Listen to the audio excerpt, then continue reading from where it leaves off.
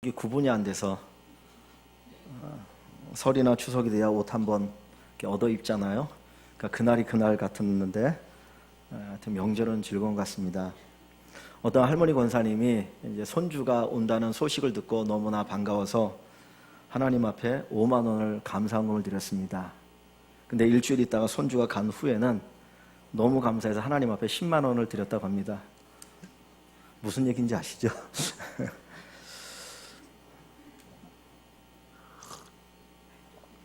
만날 때마다 반갑고 즐거운 우리 성도님들 되시면 좋겠습니다. 모세는 바로의 딸 공주의 양 아들이 되었습니다. 40살쯤 되었을 때 한 번은 히브리인은 이스라엘 사람의 다른 이름입니다. 히브리라는 말은 강을 건너다라는 뜻이 있거든요. 아브라함부터 히브리인이라고 하는데, 아브라함이 메소포타미아 지역에서 이제 유브라데 강을 건너서 가나안 땅에 들어왔기 때문에 아마 히브리인이라고 불렀던 것 같습니다. 이 히브리인들이 노역하는 그 현장에 나갔습니다. 정말 일도 고된데 그 감독하는 애굽 사람이 어마어마하게 학대를 하는 거예요. 그것을 더 이상 보고 견딜 수가 없어서 그를 조용히 불러다가 타일 넣는데 말을 듣지 않으니까 그냥 한번 빵 쳤는데 죽어버렸습니다. 그래서 모래 속에다가 묻어버리고 아무 일이 없는 것처럼 싹 하고 이제 궁으로 돌아갔죠. 그 다음날 다시 노역 현장으로 나왔는데 이번에는 히브리 사람끼리 서로 싸우는 거예요. 그러지 않아도 애굽에 의해서 압제를 당하는데 같은 민족끼리 싸우니까 그 모습이 얼마나 안타까웠던지 그들을 불러다가 왜 싸우느냐, 웬만하면 화해하라. 그런데 잘못한 사람이 오히려 화를 내면서 모세에게 대듭니다. 어제는 애굽 사람을 죽이더니 오늘은 나를 죽이려고 하느냐. 그리고 큰 소리로 외치니까 모세의 살인이 들통이 나게 돼버렸어요. 아, 이거 큰일 났구나. 그런데 그 소리가 바로 왕에게 들립니다. 그러자 그 왕은 모세를 죽이려고 하고, 이 모세는 그게 두려워서 그 애굽을 떠나 미디안 광야로 도망합니다. 이 내용이 오늘 본문의 말씀입니다. 그런데 한번 우리가 생각해 봐야 될 게 있습니다. 왜 모세가 도망가야 됐는가? 지금으로부터 약 500년 전의 이야기입니다. 3450년 전의 이야기인데, 그 당시에 애굽의 왕자라고 하면 사람 목숨 쉽게 이렇게 까딱까딱 할 수 있는 거 아닌가요? 좀 실수로 해가지고 하나 죽일 수 있는 거 아닙니까? 그런데 그 이야기가 바로 왕에게 들렸다고 해서 모세가 도망가야 되는 이유가 어디에 있겠습니까? 무엇을 암시해주고 있는 내용입니까? 모세가 바로에게 위협적이고 두려운 존재라고 하는 것을 가르쳐주죠. 왕의 입장에서 왕자인 이 모세가 위협적인 존재가 아니었다면 그냥 덮어줬을 거예요. 그럴 수 있지, 그렇게 생각할 수 있는데, 이 바로 왕에게는 모세가 위협적인 존재였기 때문에 저거 가만히 두면 안 된다, 이런 기회에 저 모세를 죽이자, 그런 생각을 가졌을 것입니다. 모세가 이 애굽 사람을 죽일 때 그 바로 왕이 자기를 그런 눈으로 바라본다는 걸 몰랐을까요? 척 보면 알죠. 항상 자기를 경계하고 감시하는 사람들을 붙여놓고, 이것을 보면 이 모세는 충분히 바로가 자기를 의심하고 있고 감시한다는 것을 생각할 수가 있습니다. 이 모세가 애굽 사람을 쳐 죽였는데, 우리는 일반적으로 생각할 때 모세가 성격이 욱하는 성격이어서 한순간 분노가 치밀어서 그 애굽 사람을 죽였다라고 생각합니다. 그런데 한번 생각해 보십시오. 이 모세가 40년 동안 애굽의 궁에서 왕자의 교육을 받습니다. 우리나라도 왕자가 교육을 받을 때 얼마나 엄한지 몰라요. 단순히 지적인 것만 교육받는 것이 아니라 성품 교육도 받습니다. 인내하는 법도 배우죠. 참는 법도 배우죠. 모세가 한순간 욱하는 성격 때문에 그 애굽 사람을 죽인 것은 아니라는 겁니다. 그 민수기 12장에 보면 모세의 성격을 표현할 때 모세의 온유함이, 모세의 성격의 그 온유함이 이 땅에 사는 모든 사람보다 더 뛰어나다 그랬어요. 40년을 광야에서 이스라엘 백성들을 이끌어갈 때 수많은 사람들이 모세를 향하여 대적할 때에도 그들을 향하여 대항하지 않았던 사람입니다. 그런 모세의 성품을 본다면 한순간 욱하는 마음 때문에 그 애굽 사람을 죽인 게 아니라는 거예요. 어리석어서 바로가 자기를 감시하는데 그건 몰라서 죽인 것이 아니라는 겁니다. 모세가 왜 애굽 사람을 죽였을까요? 이 신약 성경에 보면 오늘 우리가 아까 읽었던 신약 성경의 사도행전 7장과 히브리서에 이 이야기가 기록되어 있죠. 우리가 볼 때는 모세가 애굽 사람 하나 쳐 죽인 사건이 뭐 그렇게 중요하다고 신약의 두 군데서 길게 언급되었을까, 그런 생각을 가질 수가 있습니다.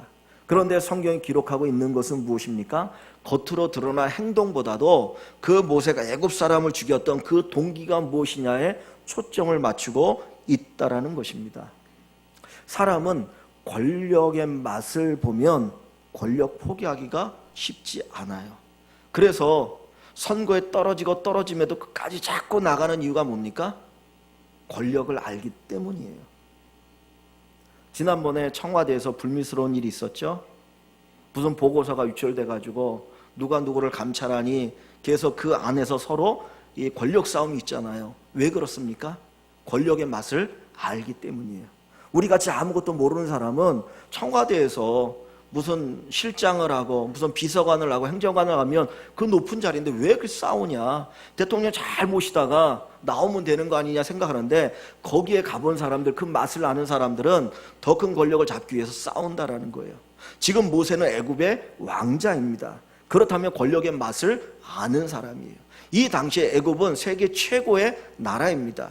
그 왕자의 권력, 그 왕궁에서 누릴 수 있는 그 모든 것은 이루 비교할 수가 없는 거죠.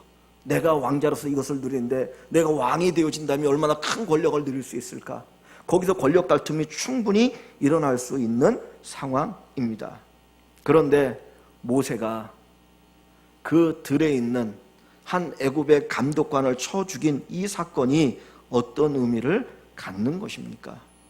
40년의 왕궁 교육은 이건 대단합니다.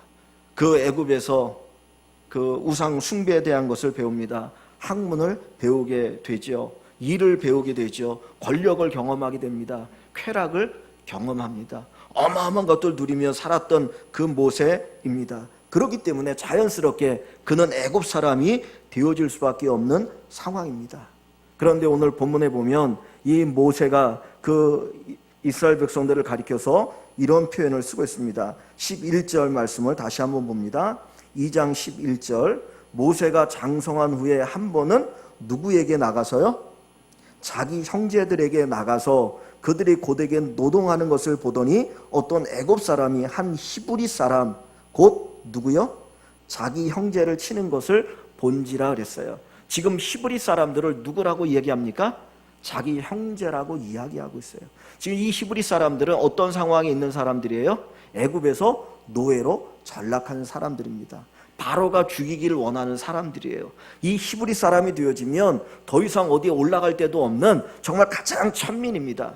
그런데 모세는 애굽의 왕자인데 그 히브리 사람들을 자기의 형제라고 부르고 있어요. 사실 이거는 불가능한 이야기입니다. 권력의 맛을 아는 사람은 자기의 신분이 부끄러우면 그거를 감추려고 합니다. 그래서 신분을 세탁하거나 그런 일들이 종종 있어요. 제가 가슴 아픈 게 어느 교회에서 목사님을 청빙을 했는데 나중에 문제가 됐어요. 문제가 된 이유가 뭐냐면 이력서를 거짓으로 썼다는 거예요. 한 교회 담임 목사가 되기 위해서 이력서를 냈는데 그 이력서에 가짜 학력을 쓰고 가짜 경력을 써가지고 나중에 그게 문제가 돼가지고 교회가 시끄러운 일이에요. 사람들은 권력을 얻기 위해서는 자기 신분을 감추고 싶은 거예요. 내가 노예냐? 그냥 노예가 아니라고 감추고 싶어요. 그런데 모세는 이 자기의 신분, 그 히브리 사람을 자기의 형제라고 오늘 본문에서 기록하고 있습니다. 뭘 얘기합니까? 내가 왕이 되고자 하는 마음이 모세에게 없다라는 것을 가르쳐주고 있는 거죠. 보통 사람 같으면 자기의 출신 성분을 속이고 어떻게든지 그 권력 가운데 있기를 원하고 더 큰 권력을 소유하려고 하는 것이 인간의 마음입니다. 그러나 모세는 그 히브리 사람을 자기 민족으로 생각하고 자기 형제라고 생각하고, 그래서 그 히브리 사람을 괴롭히는 그 애굽 사람을 한 번에 쳐 죽였습니다. 그들이 싸울 때 가슴 아파하고 있습니다. 뭘 우리에게 가르쳐주고 있는 겁니까? 모세는 세상의 권력을 포기했다라는 거예요. 오늘 우리가 좀 전에 읽었던 히브리서 11장 24절부터 26절에 있는 말씀을 보면 거기 24절에 이렇게 기록하고 있습니다. 24절을 보시면 믿음으로 모세는 장성하여 바로의 공주의 아들이라 칭함받기를 거절하고 그랬어요. 모세가 장성한 것은 이제 40세가 되었을 때죠. 지금 모세의 나이가 40세가 되었을 때 바로의 공주의 아들이라 칭함받기를 거절했다라고 이야기합니다. 바로의 공주의 아들이라 칭함받기를 거절한다, 이 말은 단순히 어떤 칭호를 이야기하는 게 아니에요. 그 신분에 따라서 어마어마한 것이 달라질 수 있거든요. 그런데 모세는 그것을 기꺼이 포기합니다. 모세는 권력의 맛을 아는 사람이에요. 권력이 얼마나 위대한 것인지 아는 사람입니다. 그 애굽의 왕자로만 있어도 정말 누릴 수 있는 어마어마한 것들을 누리며 살아갈 수 있는 사람입니다. 그런데 모세는 기꺼이 그것을 내려놓는 겁니다.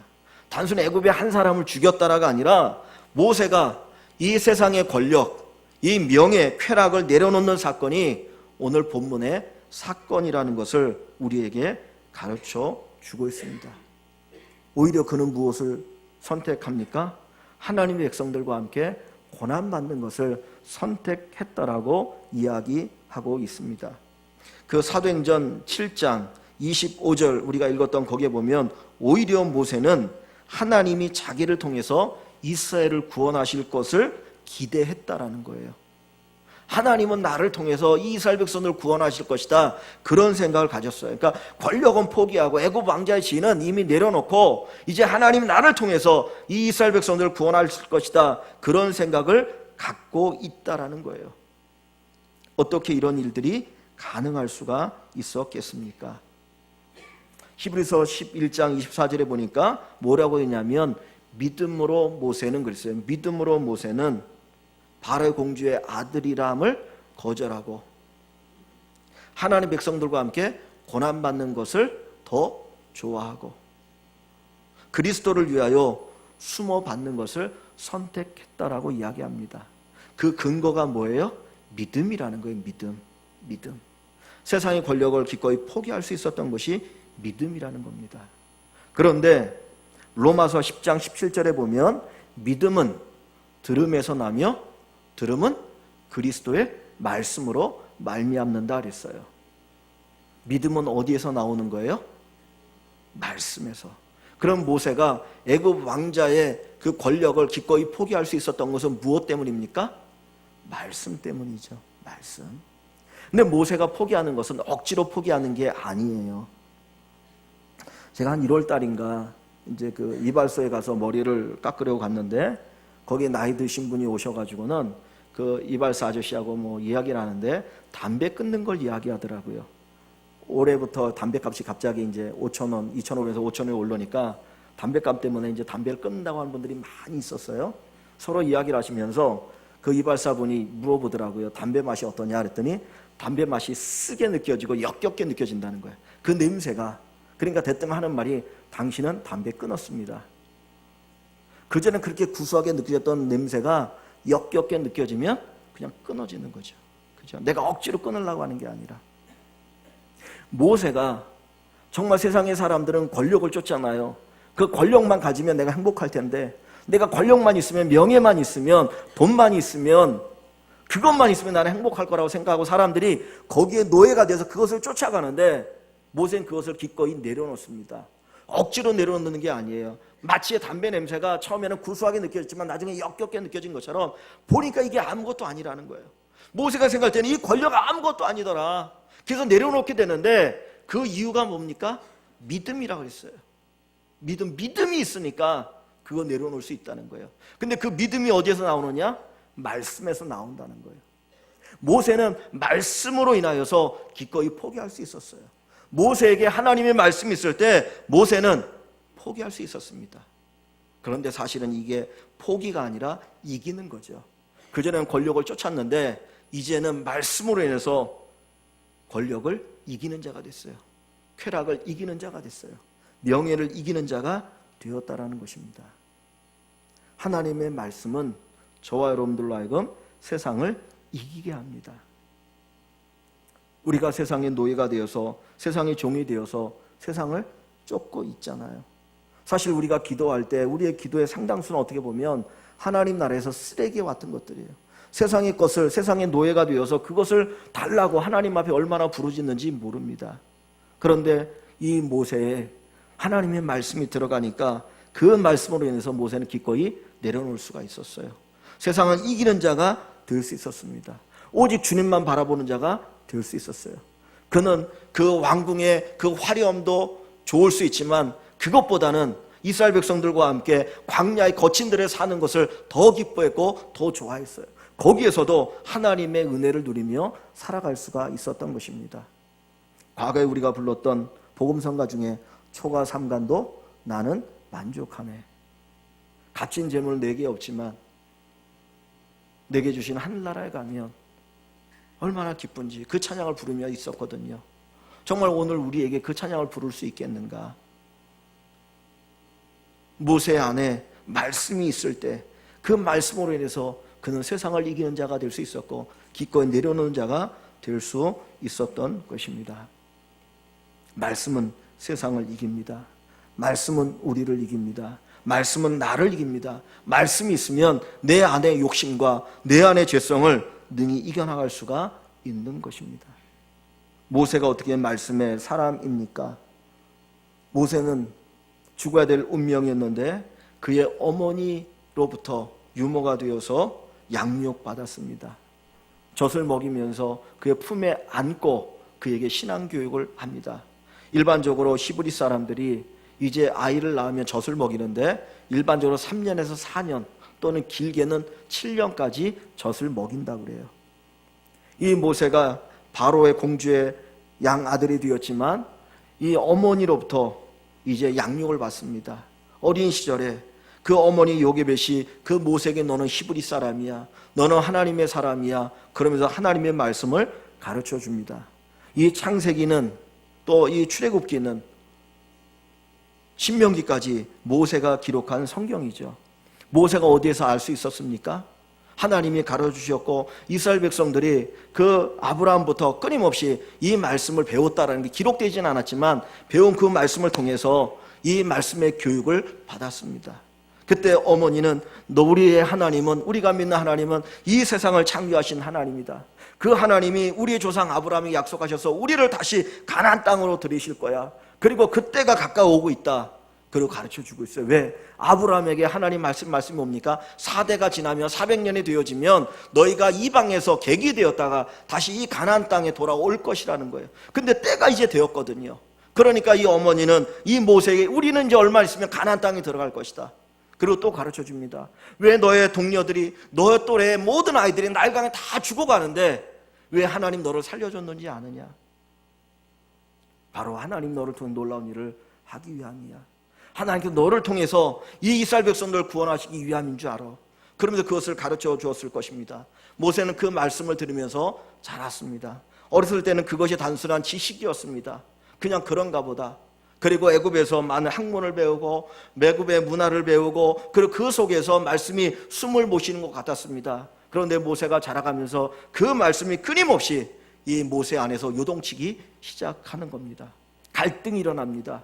내가 히브리 사람인데, 나는 천지를 창조하신 하나님이 있는 사람인데, 그래서 그 어머니에게 배웠던 그 말씀이 움직이기 시작하면서 그리고 내가 이렇게 살아는 안 되지. 그리고 그 말씀이 모세를 이기게 되는 것입니다. 오늘 우리가 하나님의 말씀을 들으면 그 말씀이 처음에는 지식입니다.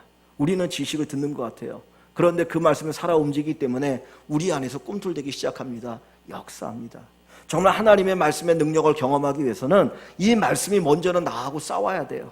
내 생각 싸워야 됩니다. 내 마음하고 싸워야 됩니다. 거기서 갈등을 한번 경험해 봐야 됩니다. 정말 이 말씀이 진리인지 아닌지 갈등해 보는 가운데 그 말씀이 진리라고 하는 것을 깨닫게 되어지면 그때는 그 말씀을 따라 사는 자가 될 수가 있는 것입니다. 사도행전 7장 23절에 보니까 이렇게 얘기합니다. 모세가 40세가 되매 그 형제 이스라엘 자손을 돌볼 생각이 나더니 그랬어요. 40세가 되었을 때 이스라엘 자손을 돌볼 생각이 났다라는 거예요. 그 얘기는 뭘 얘기합니까? 하나님의 말씀이 그때 강력하게 모세에게 역사하기 시작했다라는 거예요. 그전에도 말씀을 들었어요. 말씀을 받았어요. 그런데 40세가 되었을 때 하나님의 말씀이 강력하게 모세에게 역사하니까 그 말씀에 이끌려서 그는 모든 것을 포기하고 내려놓고 이스라엘 백성들과 함께 기꺼이 고난받는 것을 선택할 수가 있었던 것입니다. 오늘 우리 안에 말씀이 역사하기를 원합니다. 들은 말씀이 여러분의 양식이 되기를 원합니다. 여러분의 뼈와 살이 될 수 있기를 주의 이름으로 축원합니다. 하나님의 말씀이 모세의 생각을 바꿉니다. 모세의 인생관을 바꿉니다. 가치관을 바꿉니다. 내가 무엇을 위해서 살 것이냐. 그는 젊은 날 애굽의 왕궁에서 정말 쾌락을 누리고 권력을 누리고 부를 누리면서 야, 이것이 인생의 행복인가 보다 생각을 했겠죠. 그러나 말씀을 통해서 그는 깨달았습니다. 아, 이게 아니구나, 이게 아니구나. 내가 무엇을 위해서 살아야 될 것이냐. 정말 내가 무엇을 위해서 사는 것이 참된 행복이냐, 인생의 목적이냐, 그거를 깨달았어요. 그래서 히브리서 기자는 이야기하지 않습니까? 잠시 죄악의 낙을 누리는 것보다 하나님 백성들과 함께 고난받는 것을 더 기뻐하고, 인생의 가치가 어디 있는지 알았어요. 세상의 사람들은 죄악의 낙을 누리는 거 좋아합니다. 죄악된 방법을 가지고라도 뭔가를 얻을 수 있다면 그 방법을 쫓아가려고 한다는 거예요. 그런데 하나님의 말씀이 역사하니까 그것이 아니라 기꺼이 주님을 위해서 고난당하는 것, 주님을 위해서 수모를 당하는 것을 더 기뻐하고 그것을 쫓는 삶을 살 수 있게 되어지는 것입니다. 하나님의 말씀은 세상을 이깁니다. 오늘 우리 안에 하나님의 말씀이 있으면 세상을 이기는 자가 될 수 있습니다. 우리는 주님을 쫓는 자입니까? 세상을 쫓는 자입니까? 겉으로는 주님을 쫓는다고 이야기합니다. 겉으로는 하나님을 따른다라고 얘기하고 하나님의 제자라고 이야기합니다. 그러나 우리의 중심에는 세상을 쫓는 것은 아닌지, 그것 때문에 갈등하고 있지는 않는지 돌아보기를 원합니다. 어떤 한 청년이, 어떤 분이 예수님을 찾아왔습니다. 우리 아버지가 돌아가셔서 유산을 남겼는데 형이 다 그걸 가져갑니다. 좀 나누게 해주십시오. 그래서 주님 뭐라고 말씀합니까? 누가 나를 너희 재판관으로 세웠느냐. 그것 때문에 주님을 쫓는 저희들이 되지 않았으면 좋겠습니다. 모세는 애굽에서 40년 살았습니다. 그러나 말씀이 역사할 때 내가 누구인지를 알았어요. 내가 누구이냐? 나는 하나님의 사람이다. 하나님이 나를 지으셨고 하나님이 나를 보내셨고 하나님이 나를 쓰실 것이야. 그걸 깨닫고 나니까 그의 인생이 달라지기 시작합니다. 오늘 우리 일광의 성도 여러분들이 모세처럼 하나님의 말씀을 통해서 세상을 이기고 나를 이기는 은혜가 있기를 주의 이름으로 간절히 축원합니다. 이 모세에게 하나님의 말씀이 역사할 때 모세가 깨달은 것이 있습니다. 다시 히브리서 11장을 봅니다. 히브리서 11장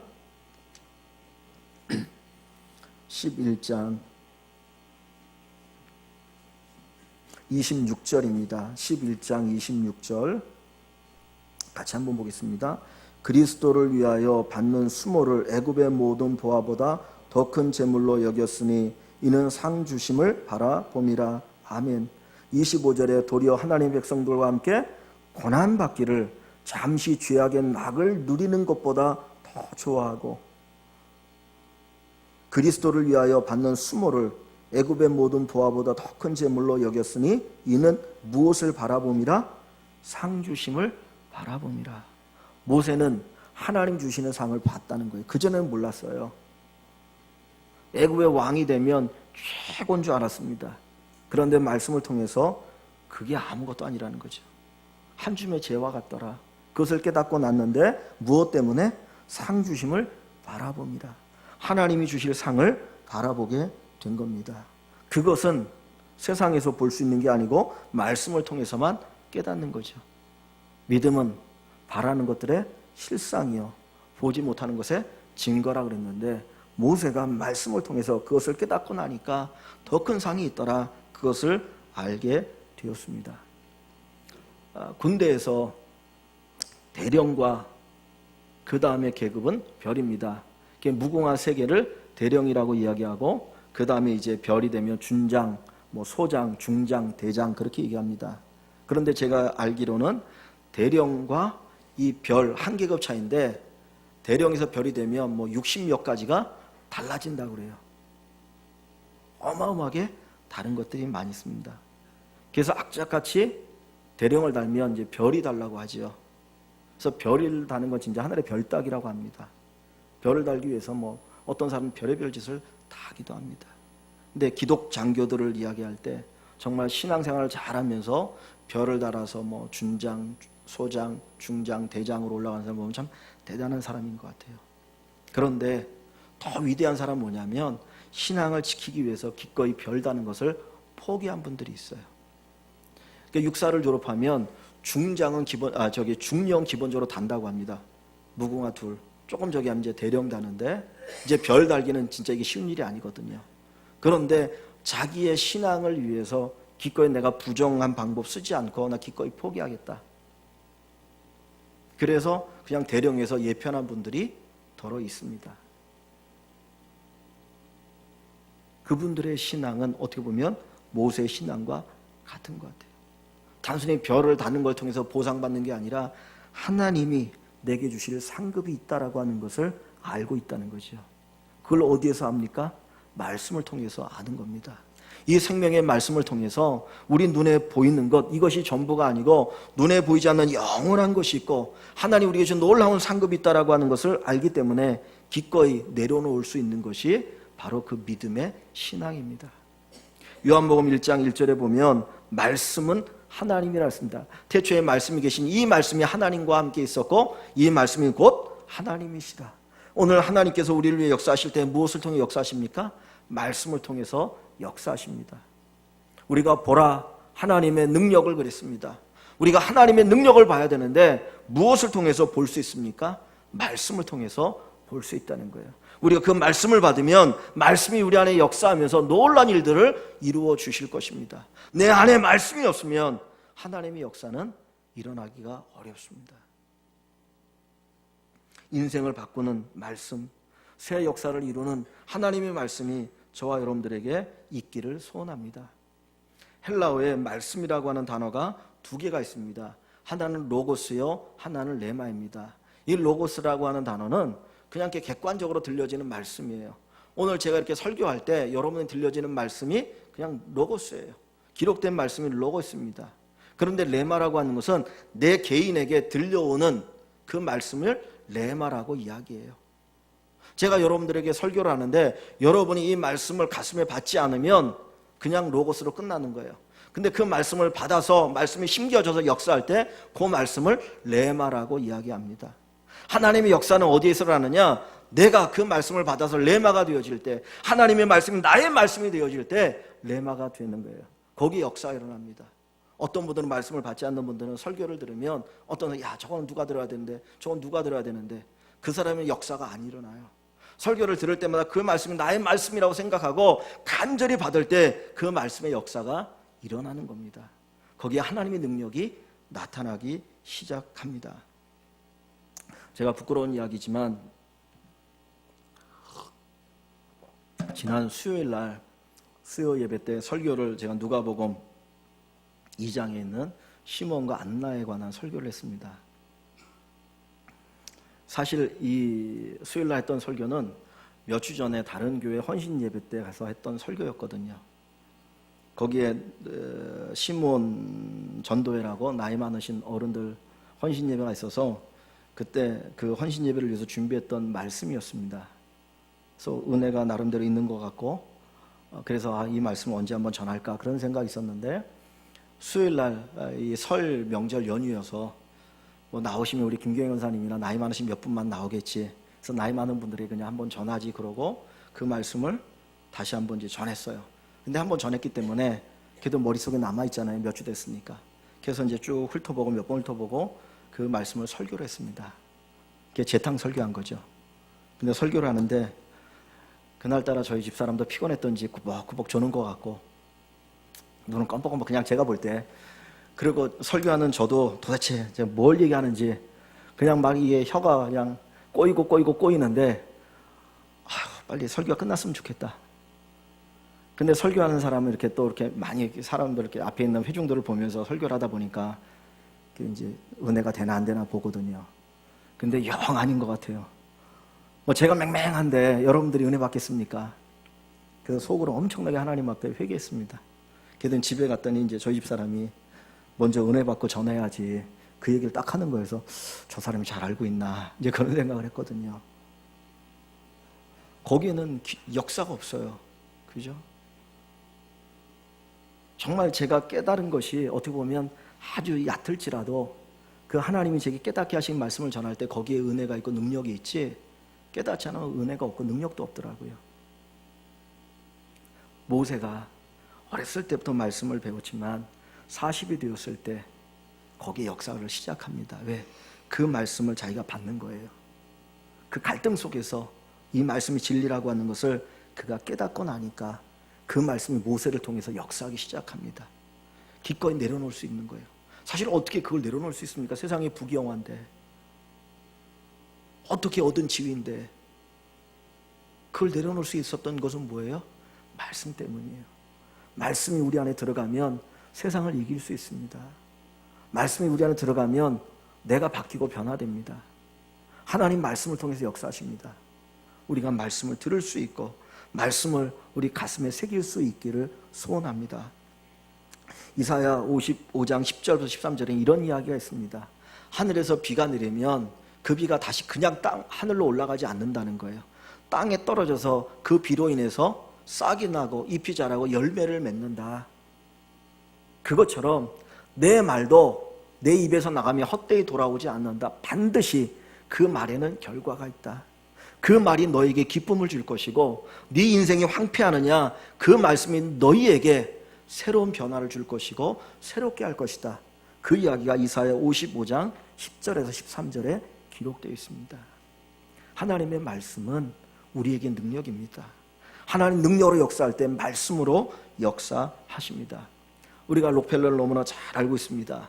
록펠러가 이 젊은 시절에 장래가 보이지 않는다고 해서 여자에게 태자를 맞았다고 합니다. 그런데 그런 록펠러가 어마어마한 큰 세 가지 기적을 경험했는데, 첫 번째, 가장 가난한 사람이 가장 큰 부자가 되었다는 거예요. 어마어마한 부를 누렸죠. 두 번째는 가장 많은 기부를 했다는 겁니다. 대학을 수개 세우고 교회들 엄청나게 세우고 어마어마하게 선한 일을 많이 했죠. 세 번째는 98세까지 장수했다는 거예요. 그는 50세도 못 산다고 그랬거든요. 그런데 98세까지 장수했는데 더 놀라운 거는 죽을 때까지 이 하나가 썩지 않았대요. 이런 기적을 경험했던 비결이 뭐냐? 어떤 분이 한마디로 이야기할 때 바로 말씀 때문이라고 했어요. 하나님의 말씀을 사랑했기 때문에. 그는 정말 믿음이 제대로 들어간 이후에 한 번도 주일 예배에 빠지지 않았다고 합니다. 그리고 매일같이 성경을 읽었는데 나중에 나이가 많아가지고 눈이 어두워 성경을 읽을 수 없으니까 그때는 사람을 고용해서 성경을 읽게 했다는 거예요. 성경을 읽어주는 사람을 고용할 정도로. 그것이 바로 록펠러가 성공하는 위대한 삶을 사는 비결이었다. 모세를 바꾼 힘은 어디에 있습니까? 하나님이 바꾸셨죠. 근데 그 모세를 바꿨던 그 하나님의 방법은 무엇입니까? 말씀입니다. 말씀. 우리 교회 성도님들이 말씀을 사랑하길 원합니다. 정말 말씀이 여러분의 심령을 뒤흔들길 원합니다. 말씀으로 우리의 마음이 깨어지길 원합니다. 말씀의 능력을 경험하길 원합니다. 그 말씀의 역사를 새롭게 체험할 수 있길 원합니다. 그래서 우리 교회 안에 모세와 같은 위대한 하나님의 사람들이 많이 배출될 수 있기를 주님의 이름으로 간절히 축원합니다. 이 시간 잠시 기도하길 원합니다.